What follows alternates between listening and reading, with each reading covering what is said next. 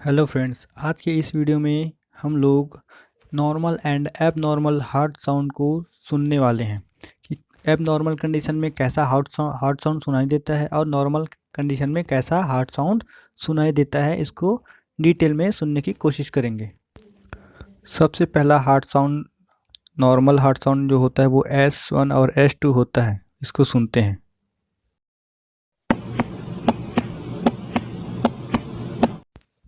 Next बात करते हैं एओर्टिक इनसफिशिएंसी। एओर्टिक इनसफिशिएंसी के कारण जो हार्ट साउंड सुनाई देता है वो इस तरीके से होता है।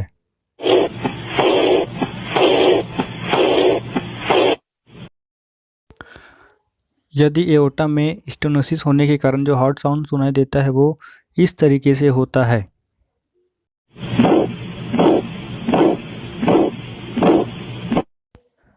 नेक्स्ट बात करते हैं मिट्रल रिगर्गिटेशन हार्ट साउंड। वो इस तरीके से सुनाई देता है।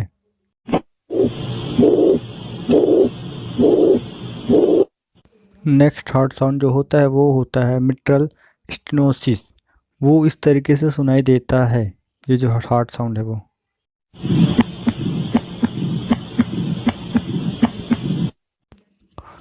नेक्स्ट जो हार्ट साउंड होता है वो मिट्रल वाल्व प्रोलैप्स के कारण होता है। इसके कारण जो हार्ट साउंड सुनाई देता है वो ऐसा होता है।